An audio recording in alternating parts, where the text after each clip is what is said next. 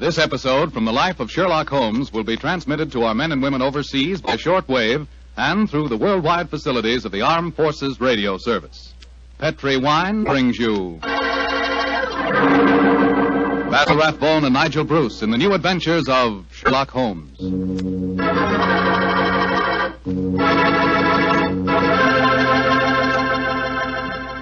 The Petri family, the family that took time to bring you good wine, invites you to listen to Dr. Watson tell us about an exciting adventure he shared with his old friend, that master detective Sherlock Holmes. And so while you're getting comfortable, I'd like to tell you about an old American custom. The custom of serving a glass of sherry wine before dinner. Petri, California sherry. You know, Petri sherry is to a good meal what the overture is to a good musical comedy or an opera. Before you sit down at the dinner table, just pour yourself a little glass of Petri sherry and sip it slowly. Look at that beautiful amber color. Smell the fragrance of those sun-ripened grapes. And taste that fine sherry flavor. You'll agree with me, I'm sure, that Petri sherry is the best beginning a good meal ever had. And say, if you happen to like your sherry dry, as I do, you'll really like Petri Pale Dry Sherry. Believe me, you can't go wrong with any wine that bears the name Petri, the proudest name in the history of American wines.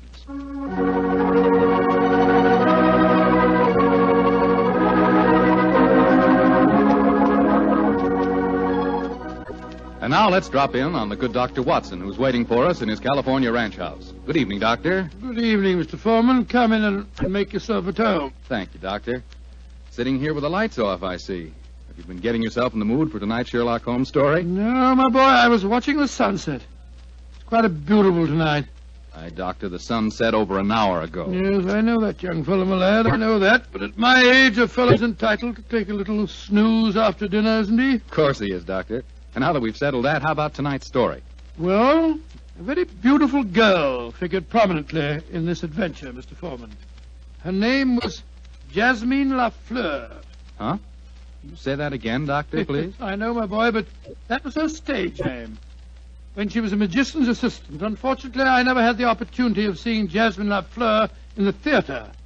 But I'm told that she was a fascinating figure in tights and spangles. When Holmes and I first met her, however, she was dressed a little more conventionally. And her name was then Diana Venering. Lady Venering. Lady Venering? Say, those tights and spangles really paid off, didn't they? Well, how did you and Sherlock Holmes come to meet up with her, Doctor? In rather spectacular style, Mr. Foreman. Miss Lafleur became something of a femme fatale in the early 1900s. First of all, she married Signor Rossoni, the magician for whom she was working. On the wedding night, he was mysteriously stabbed to death. A few months later, Madame Rossoni, very fetching in her widow's weeds, I'm sure, met Sir Wilfrid Venering. And, after a whirlwind courtship, she married him. Don't tell me he got murdered, too. He did, Mr. Foreman. Also on the night of the wedding. But this time the police found a suspect. It was a certain Major Beckworth, cousin of the dead man, and an ardent suitor of the fair Diana.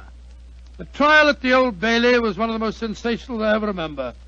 Sherlock Holmes and I, in court on the closing day as a jury, were still considering their verdict.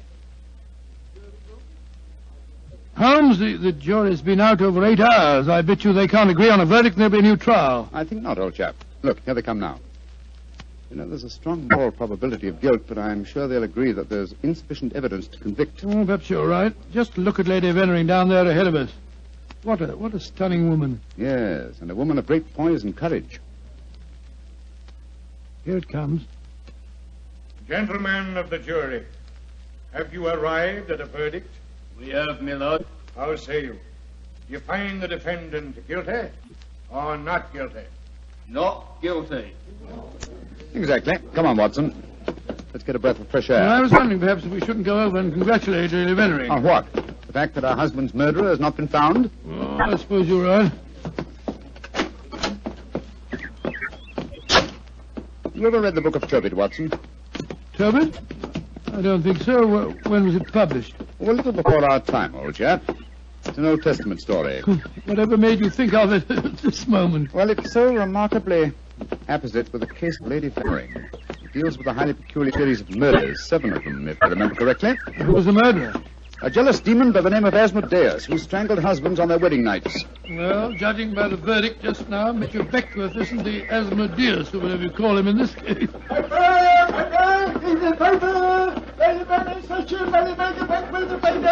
you are, boy. Here, give me a paper. Thank you, Governor. Thank you. The paper! Well, Holmes, what does it say? Oh. Wait a minute. Here we are. Listen to this. Lady Venering, widow of the murdered man, says that she will marry the suspect. Lady Venering told newspaper reporters this afternoon that if Major Beckworth is acquitted, she will marry him before the year is out. Upon my soul, Holmes, there's a positive sparkle in your eyes. You read about her. I must admit the lady fascinates me, old chap. I hope before she becomes involved in any further tragedies that we may have the opportunity of meeting her, and something tells me that we will.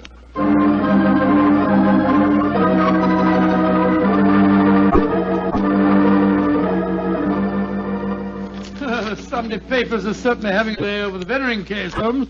Did you read them? No, I didn't, Watson. There's a complete life history of Lady Venering, and one of them with photographs. It's rather interesting. Really? What are you doing over there, Holmes? Looking out of the window. Ah, yes. You expecting anybody home? No, come over here, old fellow. Oh, it's a clergyman. Yes, a very agitated one. Look at the way he's pacing up and down, and looking up at our window, too. By Jove. What eyes. Yes, there's a fanatical look about him, which suggests either the martyr at the stake or the inquisitor lighting the faggots. Mrs. Hudson's letting him in now. Well, I'll be interested to know what he's come to us about. I can hear footsteps on the stairs. Here, I'll go and have a look. How do you do, sir? Come along in, won't you? It's all right, thank you, Mrs. Hudson. You're Mr. Sherlock Holmes? I am, sir, and this is my colleague, Dr. Watson.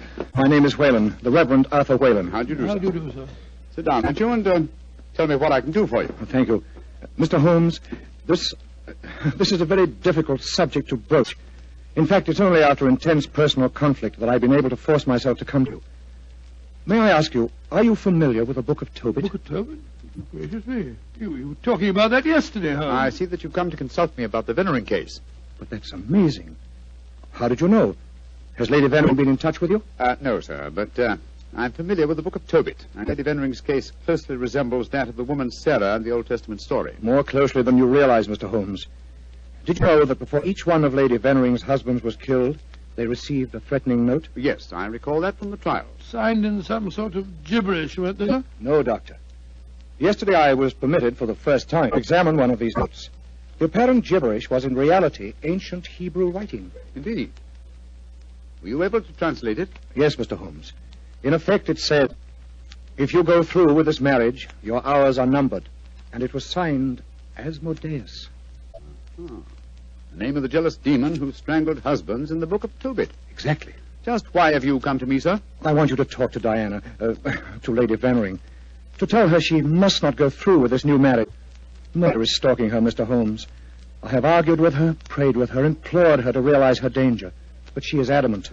I'm afraid I should feel extremely presumptuous in giving her my advice. No, Mr. Holmes. I have prepared the way for you. You could, I'm sure, make her realize her danger. And she's willing to see me, you say? Willing and anxious. Oh, very well. But I'd like to ask you a few questions first. Anything, Mr. Holmes. What is your interest in her? She's a member of my flock. She needs my guidance. Nothing further? No, Mr. Holmes. Well, I believe that you performed the marriage ceremony at both of her previous weddings. Yes? Are you proposing to officiate the ceremony if she marries Major Beckworth? Well, I don't know. I'm hoping that marriage will never take place. And so I want you to help me, Mr. Holmes. Where does the lady live? 47, Berkeley Square. Very well. Dr. Watson and I will call on her this afternoon. Yeah, delighted to, delighted. I doubt if I can be there myself. In fact, Diana might speak more freely if I'm not. But here's my card. Oh, thank you. You'll know where to get in touch with me if you want to. Very well, sir. Good day to you, gentlemen. And I'm greatly in your debt. Well, good day, sir, good day. Strange business, Holmes. I can't believe that Mr. Whalen's motives are entirely impersonal. Nor can I, old chap. What are you laughing about? I was thinking of the Book of Tobit, Watson. In that the role of protector, the role I have just been asked to take, was played by the Archangel Raphael. I can't help feeling, Watson, that I'm making distinct strides in my profession.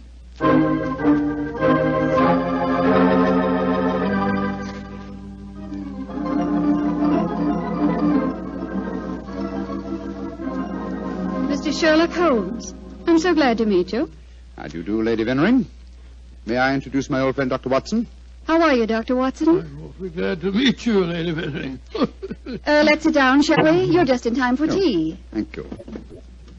You know why we're here, of course. Oh, naturally. Mr. Whalen came round here as soon as he'd left you. You are to persuade me to look after my mortal affairs, while he takes care of my immortal ones. Isn't that it? He takes care of them. Well, that's charmingly put, Lady Venering. Charming.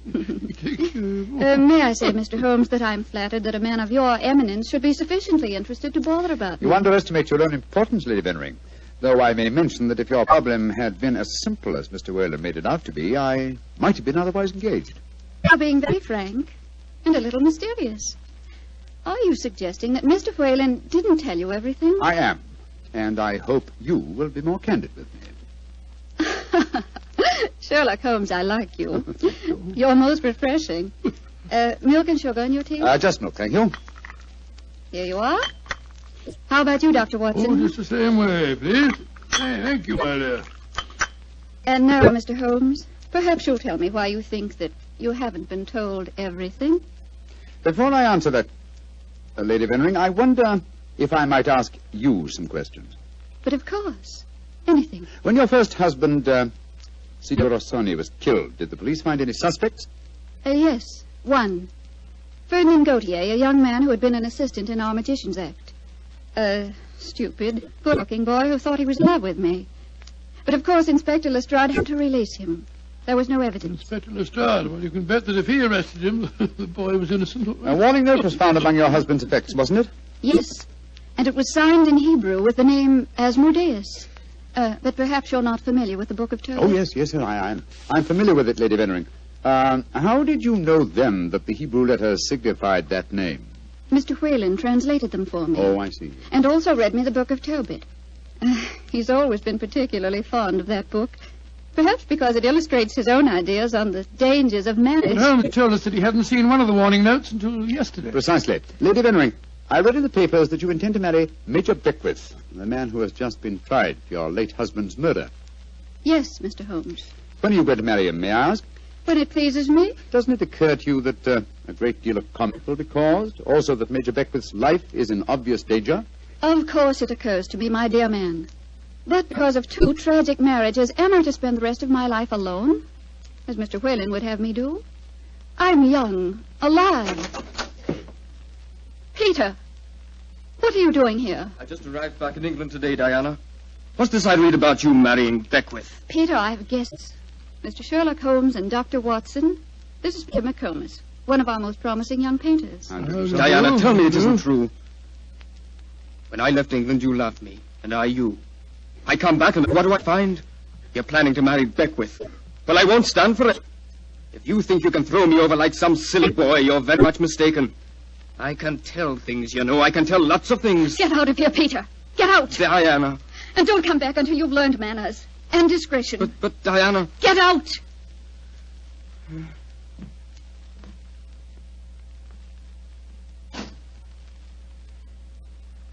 I'm sorry, gentlemen. Were there any more questions you wanted to ask me, Mr. Holmes? One, Lady Venering. Where is your fiancé, Major Beckwith? He's upstairs. I'm letting him stay here until the scandal of the trial has died down. I must see him at once. At once? Why, Holmes? He's in no danger until the marriage takes place? The marriage has taken place, Watson, unless I'm very much mistaken. What makes you think so, Mr. Holmes? You're much too discreet and intelligent, Lady Venering, to let him stay here in your house unless you were already married. We were married this morning. But we planned to keep the fact a secret for a few months until the scandal had died down. May I talk to him, please? Of course. I'll ring for the butler and ask him to come down. May I ask, madam, who married you? The Reverend Arthur Whalen, of course. Oh, and all the time he talked to us today, he knew perfectly well that this marriage had taken place. He must have just come from it. I don't trust that man, Holmes. Oh, there you are, Hudson. I just rang for you. Will you ask Major Beckwith Excuse me, milady. I was just on my way to telephone the police. The police? What do you mean? It's Major Beckwith, milady. He's been stabbed to death in his bath. Mr. Beckwith murdered, too. Hodgson, I'll telephone the police.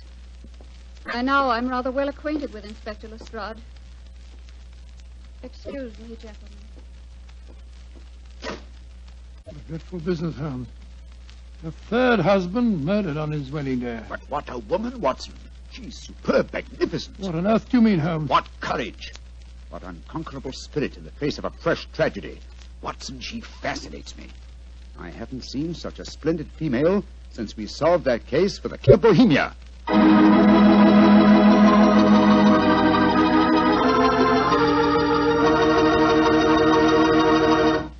Dr. Watson's story will continue in just a few seconds. Time enough to remind you that the easiest way to make good food taste better is to serve that good food with a swell Petri wine.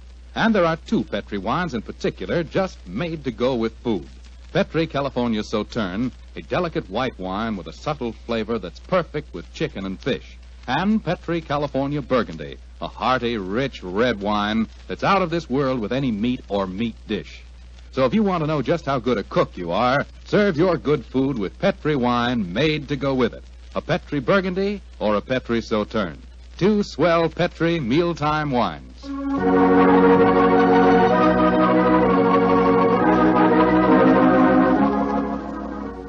And now back to tonight's new Sherlock Holmes adventure. The famous detective and his old friend Dr. Watson have become involved in the affairs of thrice-married Diana, one-time magician's assistant.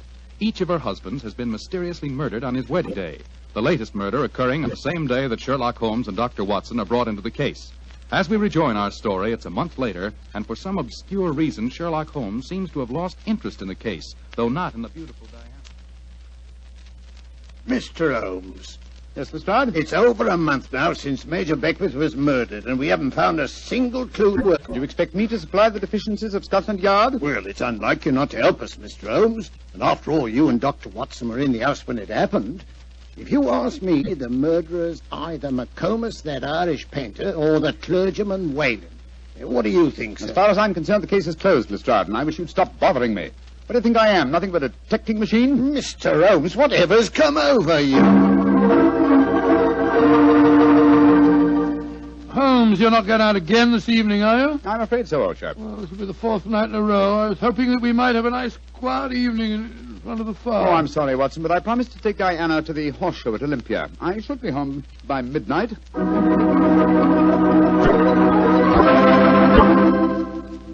Mr. Holmes. Yes, Mr. Whalen? You're seeing altogether too much of Diana. She seems to be completely under your spell. But you introduced me to her in the first place, with the request that I keep an eye on her. I made a great mistake. As her spiritual protector, I'm afraid I must ask you to stop seeing her. I'm afraid I must ask you, sir, to mind your own business.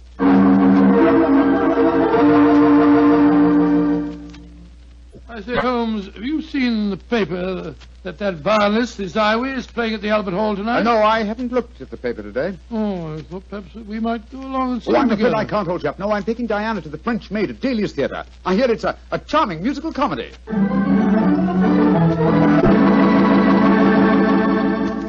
Look here, Holmes. We've been friends for a good many years now. Very true, old fellow. And I think I'm entitled to speak to you straight from the shoulder. Of course you are, Watson. Very well, then. This Diana Beckwith. Oh. Well, yes, it's your own business, I suppose, but I can't bear to see her making such a fool of you. You've neglected your work entirely since you met her. You get about as though you were a young fellow of 20. What's come over you, Holmes? Stop pacing about, old chap, will you, and sit down. In fact, it might be a good idea if you fortified yourself with a nip of brandy from the Tantalus there. What I'm about to tell you may be something of a shock. Watson, Diana and I are getting married tomorrow. What did you say, Holmes? I'm getting married tomorrow. But, you're insane. Oh, that's not very flattering, Watson. Anyway, I don't see why you should be so surprised. You yourself married and left Baker Street once, didn't you? For you, Holmes, a confirmed woman Oh, hater. no, my dear Watson. No, indeed, no. You will remember in our adventure that you titled A Scandal in Bohemia, I met a lady that I have often referred to as, the woman. You mean Irene Adler, but she was a criminal. Exactly, and yet Diana has the same magnificent characteristics. Keen intelligence, courage, an unconquerable spirit. But Holmes, 3 of her husbands murdered on their wedding nights. You're proposing to be the 4th. Oh, rubbish, my dear fellow, because tragedy has attended her previous marriages. Is she to go through life alone? Holmes, you really mean it, don't you? Of course I do. I think I will have a nip of brandy. Oh, don't take it so badly, old fellow. We'll continue to see a lot of each other. Diana's very fond of you, you know. Oh, well, I'm glad. Who's going to perform the ceremony? Not the Reverend Mr. Whalen? Oh, no. We decided, in view of Diana's previous marriages, that he might prove to be a trifle, unlucky. A clergyman named Venering will officiate. Whalen, of course, insists on being present just the same. What time is the wedding tomorrow? 2 o'clock, old fellow. Oh, I should have mentioned this before. I hope your cutaway coat and top hat are in a good state of preservation. You'll be a pretty prominent figure at the ceremony, you know. You mean that... Well, I mean that if Sherlock Holmes gets married, who else could be his best man but his old friend, Dr. Watson? It's elementary, my dear fellow, elementary.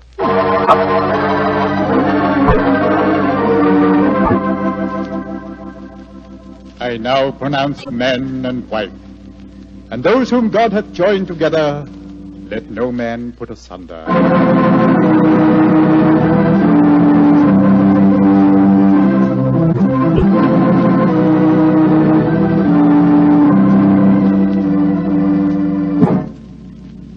Diana, I'm going to claim the privilege of the best man and give you a kiss. Of course you shall, Doctor. Holmes, you're Miss Lucky Fuller. Of course I am, old chap. Sherlock, I'm going upstairs to change my dress now. Very well, Diana. I'll be up shortly. I'll see you later, Dr. Watson. Very well, Mrs. Holmes. Holmes, I never thought I'd live to say that. Watson, old fellow, I'm worried. Worried today? Oh, my dear fellow, what's the matter? Well, just before the ceremony, I received one of those warning notes signed by Asmodeus. Oh, you better be careful, Holmes. I think I'll slip out and have a pipe or two on the matter. Yes. Look after my guests for me, will you? And keep your eyes open. And your ears. Yes, I will indeed. There you are, Mr. Whalen. Would you care for a glass of champagne or punch or something or other? Thank you, no, Doctor. I'm in no mood for celebration. I'm certain that Diana has made a shocking mistake. Well, really, sir, I don't think... I only came here in a last-minute attempt to dissuade her. Now that I've failed, I shall leave. Good day, sir. Bless your soul. Dr. Watson? Oh, hello, McComas. Where's Mr. Holmes? We'll be back in a few minutes. Would you care for a glass of champagne, sir? Well, thank you. I should like to drink a toast to the pair. I've been in love with Diana for years, you know, but she wouldn't marry me, and well, I suppose I might as well make the best of it. I must say your friend Sherlock Holmes seems like a splendid fellow. He is indeed, McComas. In fact, I may say... Excuse me, sir. All right, Holmes, I'm coming. Up here. What else the matter, Holmes? Follow me, lock the door behind you. Allow me to introduce you to the demon Asmodeus, Watson. Unfortunately, at the moment, she's in a faint. Good Lord. It's Diana. Exactly. Always an impetuous woman, she made the mistake of trying to stab me with that knife. So I bent over to strap up a suitcase. She didn't allow for the wall mirror in which I was watching her. You mean you suspected her all along? Of course I did, old fellow. The problem was to find the proof. I first suspected her when I knew that she had been a magician's assistant. The key to the profession of magic is misdirection, and these murders have been a perfect example of misdirection of motive. How do you mean, Holmes? Well, by creating a... Thanks to the well-meaning stories of the Reverend Mr. Whalen, whose theological libraries she must have copied the Hebrew signature. She focused the murders on jealousy, concealing the fact that the one person with a perfect motive was herself, the widow who was to inherit. Oh, why hasn't she been caught before? Because she was clever, devilishly clever. She left no clues except an indirect one that I had once spotted, that the likeliest person to be able to approach a bridegroom unsuspected and stab him is his bride. And now I wish you'd see if you can revive her, old fellow. When the police get here, I should like Mrs. Holmes to be in full possession of all her faculties.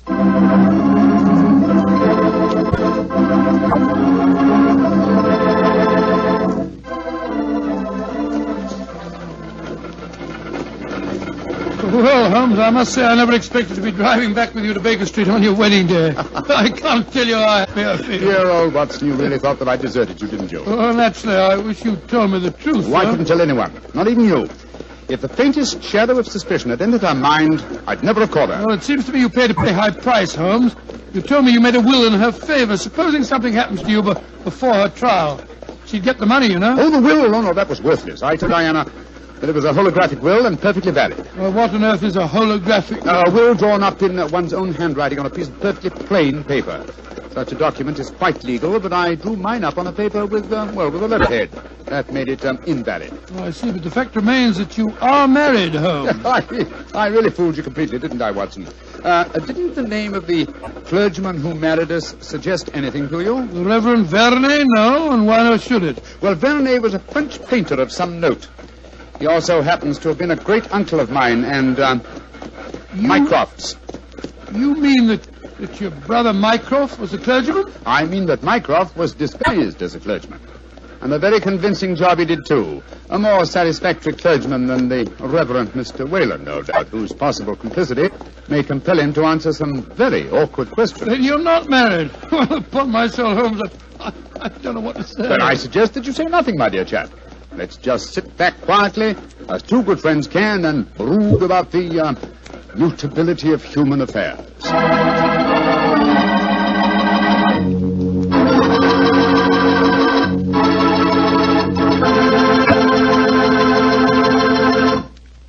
Well, Doctor, tonight's adventure was really a little extraordinary, to say the least. Holmes sure had a narrow escape. Doubly narrow, Mr. Foreman, doubly narrow. He not only escaped the jaws of death, but he also escaped the clutches of matrimony. Actually, the story had a happy ending for everybody but Lady Venering. Jasmine Lafleur. What about that artist fellow, McComas? How did he take it? Oh, very well indeed. In fact, in gratitude, he even painted Holmes's portrait. Not exactly a good likeness, though. One of those modern artists who paints his impressions of a person rather than a portrait. What do you mean? Well, now, let me see. If he were to paint his impression of you, you'd probably end up by looking like a bottle of Petri wine in a sports jacket. Go ahead, Doctor. You can tease me all you want. I'll still rave about Petri wine. And why not? The facts bear me out that Petri wine most certainly is good wine. After all, the Petri family knows all there is to know about the art of turning plump, sun-ripened grapes into fragrant, delicious wine. That's because they've been making wine for generations, ever since they started the Petri business way back in the 1800s.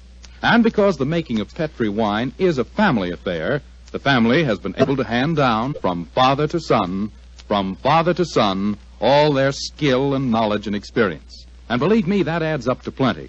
So no matter what type of wine you prefer, one to serve with meals or a wine for any special occasion, choose one of the fine Petri wines. You can't miss, because Petri took time to bring you good wine. And now, Dr. Watson, what story do you have lined up for us next week? Well, now, let me see, Mr. Foreman. I'm going to tell you about a strange adventure that began by my taking a wild cab ride through the moonlit streets of London and ended Holmes and me being trapped in a luxuriously furnished cellar below a furniture warehouse down by the waterfront.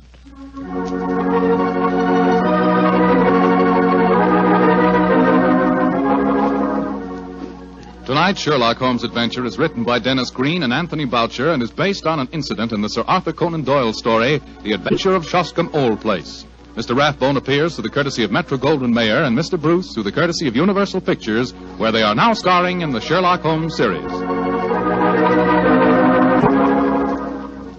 The Petri Wine Company of San Francisco, California, invites you to tune in again next week, same time, same station. Oh, the Petri family took the time to bring you such good wine. So when you eat and when you cook, remember Petri wine. To make good food better, remember... Petri